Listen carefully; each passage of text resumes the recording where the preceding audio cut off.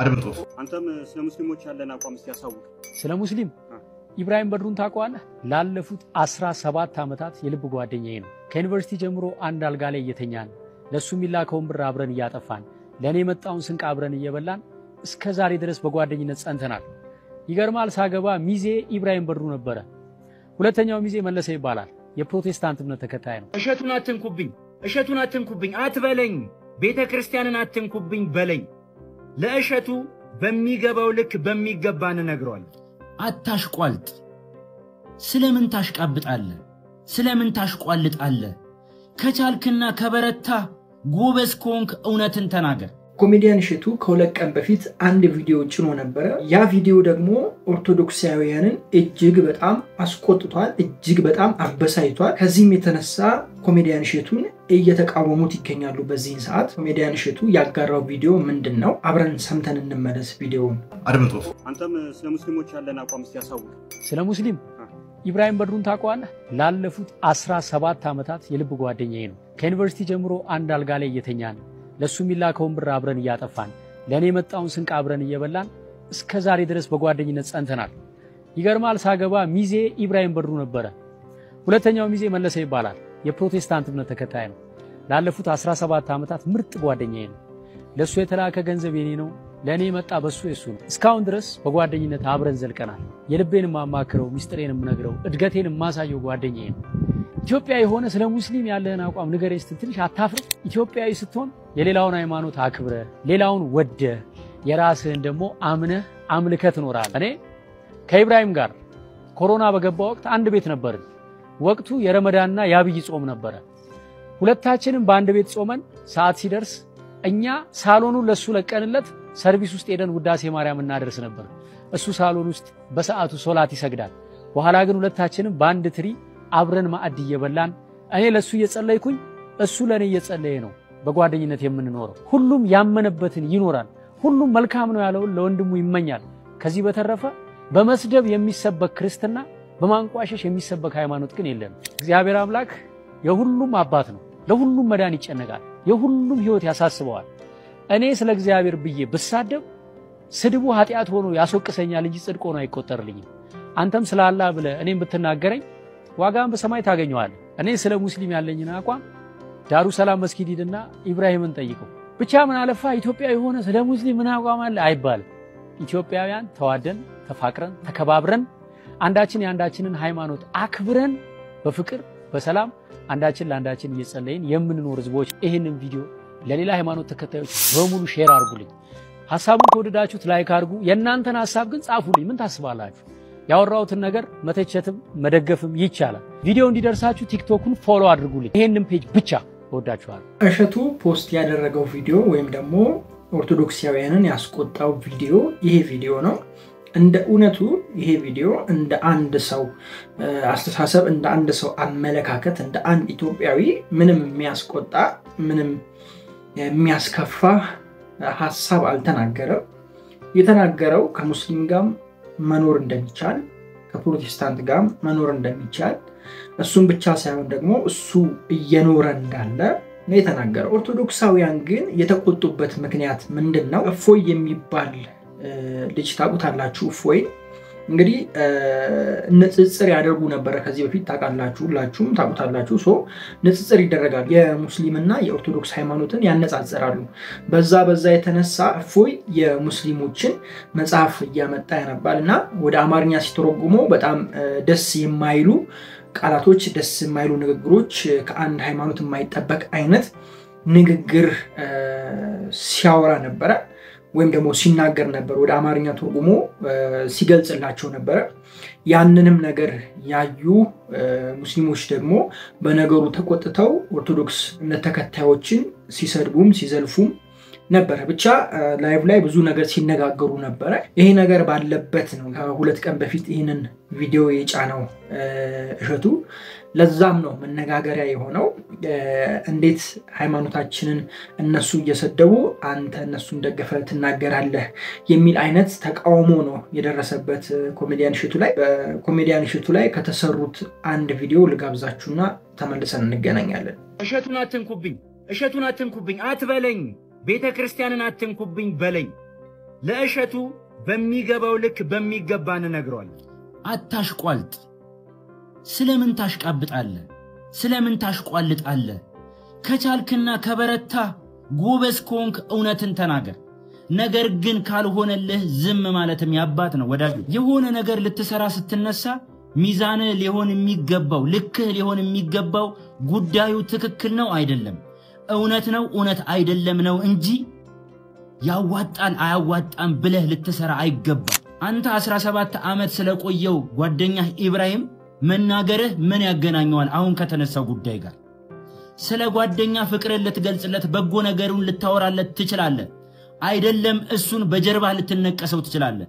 ነገር ግን አሁን ከተነሳው ጉዳይ ጋር ምን ያገናኘዋል? ትክክል ያልሆነ ጉዳይ አንተ መሃል ሰፋሪ ሆነ በሰራው ቪዲዮ ላይ ብዙ ኦርቶዶክሳውያን የእስልምና ማህበረሰቡን እንዲሁም እስልምናውን እንደሚጠላ አንተ ደግሞ እነሱን የምትገጽዝ ሆነህ መገለጥህ ነው።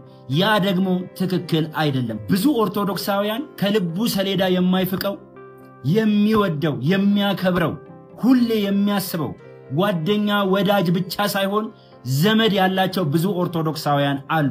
ይህንን መናገሩ ምን አስፈለገ? ካንተ 17 ዓመት ጓደኛ ኢብራሂም በላይ አንድ የሚገርምህንና የሚደንቅህን ነገር ልንገርህ። ከዛሬ 3 እና 4 ዓመት በፊት በስልጤ ምስራቅ አዘርነት በርበሬ ወረዳ በቂልጦ ቅድስት ማርያም ገዳም ቤተክርስቲያን ውስጥ ሆነን ጥቂት ጽንፈኛ ኃይሎች በዛ ልክ ሲደበድቡን ያም አልበቃ ብሏቸው ለእርድ ሲያዘጋጁን በትምህርት ቤት ውስጥ አስገብተው በትምህርት ቤት አጥር ላይ ዘለው እየገቡ ባዚሊን እያያዙ የተጎዳው አካላቶቻችንን እያሹን አይዞህ አላህ አለላችሁ የሚሉን ሙስሊሞች አሉ። እንዴት ያ ይካዳል? እንዴት እነሱ ይጠላሉ? ያ ብቻ አይደለም። እኔ ታስሬ በወይኒ ቤት ውስጥ ሆኜ ሙስሊም እናቶቼ ሙስሊም ጓደኞቼ ሙስሊም አባቶቼ እየመጡ አይዞህ የሚሉኝ የሚያጽናኑኝ የእስልምና እምነት ተከታዮች ነበሩ። እንዴት ያንን እንክዳለን? እንዴት ያንን እንፍቃለን? ይህ ብቻ አይደለም። ለድግስ ሲጠሩኝ ለኔ ተጨንቀው የክርስቲያን ምግብ አዘጋጅተው እኔ ለነሱ ተጨንቄ የሙስሊም ምግብ አዘጋጅተን የኖርን ህዝቦች ነን። ለኛ ይሄንን አትንገረን። ጉዳዩ ግን እፎይ አጥፍቷል ተብሎ ከታሰበ እፎይን በህግ መጠየቅ መብት ሆኖ ሳለ እፎይን ማሳደድ፣ እፎይን ማሳቀቅ፣ እፎይን ለመግደል አዋጅ ማውጣት እኔም እፎይ ነኝ። ይህ ደግሞ ጥላቻ አይደለም። ማንም ሰው በሃይማኖቴ ከመጣብኝ ባናቱ አንተንም ጭምር ማለት። ሌላው እጅግ የገረመኝ አነጋገር ይህ አነጋገር ነው። እንስማታ እንዴ። አሁን እኮ ችግር የፈጠሩብን በየቲክቶኩ እየመጡ ቤተ እምነቱ ሳይወክላቸው የቤተ እምነቱ ተቆርቋሪ ነን፣ ተከራካሪ ነን፣ አስተማሪ ነን የሚሉ ሰዎች ናቸው። ዘመኑን ዋጁት ያለው መጽሐፍ ቅዱስ ነው። ዘመኑን ዋጅተው ልጅነትን ለሰጠቻቸው ቅድስት ቤተክርስቲያን ጊዜያቸውን ሰጥተው በቲክቶክ መንደር ብዙ ነፍሳትን ቢመልሱ ምኑ ላይ ነው ክፋቱ? አንተ የምታቀርባቸው እነዛ ብላቴና ህፃናት በዛ ልክ ዶንኪ ዩቲዩብ ላይ ወንጌልን ሲዘሩ ከማን ፈቃድ ወስደው ነው? ማንን አስፈቅደው ነው? አንተ ማታደርገውን ነገር ሰዎች እንዲያደርጉት መምከርም መናገርም አለብህ ብዬ አላምንም። ትንሽ ዕውቀት ምንም አንተ የናካት ትንሹ ዕውቀት እግዚአብሔር ጸጋና ሞገስን ሰጥቷት በጣም ብዙ ሺህ ህዝብ በቲክቶክ መንደር ድኗል። ይህ ደግሞ እውነት ነው። በተረፈ ሰው ጆሮንና ልቡን ሲሰጥህ ትልቅ ነገር ነውና ትቢተኛ አትሁን፣ ሰከን በል፣ ትምክተኛ አትሁን፣ ረጋ በል። ጉዳዩ እንደሰማችሁት ነው። እንደዚህ በብዙ አይነት መንገድ እሸቱን የሚቃወም ቪዲዮዎች በጣም በሽ ናቸው። እነሱን ሁሉ ግን እየሰማን ማደራችን ነው ከቀጠልን። ይሄኛው ልጅ የተናገረው አነጋገር በጣም ደስ ስላለኝ ነው እንጂ እጅግ በጣም ብዙ ነገር ተብሏል። እሸቱ ነገሩን እያባባሰ ያለው ያው እነሱ ወይም ደግሞ ሙስሊሞቹ እፎይ ገደል ምናምን የሚል አይነት ነገርም ብለዋል። ወይም ደግሞ የማስፈራራት ዛቻም ቤት ድረስ ምናምን ሄዶ ምናምን አስፈራርቶታል ምናምን ነገርና ብዙ ነገር ተፈጥሮ ነበር በመሃል። ከዛ የተነሳ ነው ወጣቱ እንደዚህ ተቆጥቶ ነገሮችን ወደ አልሆነ ነገር እየወሰደ ያለው። እኔ አሁንም የምለው የሃይማኖት አባቶች አሉ አይደለ? በሙስሊሙም በኩል መሪዎች አሉ፣ በኦርቶዶክስም በኩል መሪዎች አሉ። እነሱ ቀርበው ነገሩን ማረጋጋት ይችላሉ። እነሱ ቀርበው ነገሮችን ማስተካከል ይችላሉ። አለበለዚያ ደግሞ የህግ አካላቶች ይህንን ነገር መፍትሄ መስጠት ይችላሉ። ያው የህግ አካል ቶሎ ብሎ ሃይማኖት ላይ አይገባም። ነገሩ ሲከር ወይም ደግሞ ሌላ እንትን ውስጥ ሲገባ ነው ጣልቃ የሚገቡት እንጂ የሃይማኖት ጉዳይ ላይ ብዙ ጊዜ የሆነ ነገር ሲፈጠር ወዲያው አይገቡምና የሃይማኖት መሪዎች ይህንን ነገር ቀርበው መነጋገር መቻል አለባቸው ተከባብረውም መኖር በመጨረሻም አንድ ያስደሰተኝ መረጃ ወይም ደግሞ በጣም ደስ ያለኝ መረጃ ልንገራችሁ እሱም ምንድነው አየለ የሚባል ሹፌር ሰምታችሁት ሊሆን ይችላል 51 ተሳፋሪዎችን ከሞት የታደገው ሹፌር ለነገራችሁ ነው እጁ ላይ በሽጉጥ ተመቶ ሁለት እጆቹን ተመቶ ሰዎቹን 51 ሰዎች ሳይጎዱ በህይወት ያዳነ ሹፌር ለነገራችሁ ነው እንደማንኛውም ጊዜ እንግዲህ 51 ሰዎችን ጭኖ ከሌሊቱ 10 ሰዓት ተኩል ከላምበረት ወደ ወልዲያ ጉዞ ይጀምራል ከረፋዱ 4 ሰዓት አካባቢ አፋር ገዋኔ አካባቢ ይደርሳል እዛም በደረሰበት ጊዜ ካልታወቁ ሰዎች ወይም ከታጠቁ ሰዎች ጥቃት ይደርስበታል የመሳሪያ ወይም ደግሞ የተኩስ ሩምታ ይደርስበታል ማለት ነው ከዚህም ጥቃት የተነሳ አየለ ቀኝ እጁ ላይ ከባድ አደጋ ግራ እጁ ላይ ቀለል ያለ አደጋ ይደርስበታል ንጹህ ደሙን ያፈሰሰ ህመሙንም ተቻችሎ ተቋቁሞ ፈጣሪ መረርቶት እንዲሁም የሁለቱ ልጆቹና የመላው ቤተሰቦቹ አምላክ እንዲሁም የ51 ሰዎች አምላክ ራርቶላቸው ምንም ሳይሆኑ መኪናው ምንም ሳይሆን ሰዎቹ ምንም ሳይሆኑ መኪናው እንደለመደው በብልሃት ከዛ መሃል ይዞ ይወጣል ማለት ነው 51ዱም ተሳፋሪ ምንም ሳይጎዳ ከዛ ነገር ውስጥ ያስወጣቸዋል ማለት ነው እጁን ተመቶ በዛ ህመም ውስጥ ሆኖ እንግዲህ መሪ ይዞ ማርሽ እየቀየረ ከዛ ነገር ውስጥ ይዞ ይወጣል ማለት ነው ረዳቱም ተስፋዬ ከእጆቹ የሚፈሱትን ደም በጨርቅ አስሮ በአካባቢው ወደሚገኝ ሆስፒታል ይወስደዋል ወይም ክሊኒክ ይወስደዋል ማለት ነው አሁን በዚህን ሰዓት ሹፌር አየለም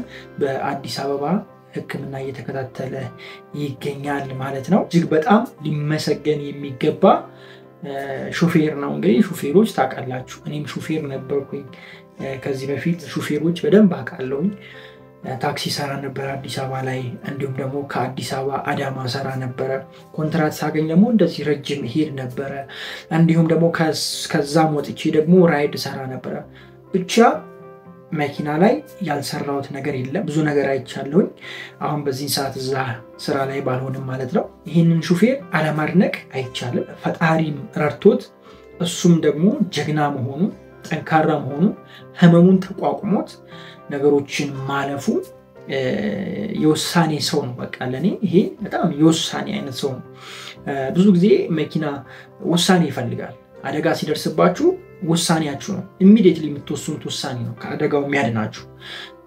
ለውሳኔያችሁ ግራ የምትጋቡ ከሆነ ግራ ቀኝ ወደዚህ ወደዛ የምትሉ ከሆነ አደጋው የከፋ ነው የሚሆነው ግን አንድ የወሰናችሁትን ውሳኔ ኢሚዲየትሊ እዛች ውሳኔ ላይ ብቻ ቆማችሁ ያቺን ነገር ካደረጋችሁ ከየትኛውም አደጋ ታልፋላችሁ እግዚአብሔር እርዳታ ማለት ነው እንኳን ደስ አላችሁ እንኳን ተረፍክ ማለት ወዳለው በዚህ አጋጣሚ እናንተ የምትሉኝ ነገር ካለ ሐሳባችሁን ኮሜንት ላይ አስቀምጡልኝ ወዳችኋለሁ ክፉ አይንካችሁ ክፉ እንደንዞ አልፏችሁ ይሳካላችሁ ይመርባችሁ ቀናችሁ ብሩ ለሊታችሁ ብሩ ይሆንላችሁ እያልኩኝ እኔ በዚህ ወሰናበታችኋለሁ እስካሁን ያያችሁ ቪዲዮ ላይክ ካላደረጋችሁ ቶሎ በዛው ሰብስክራይብ ማድረግ እንዳትረሱ መልካም ጊዜ ይሆንላችሁ ፒስ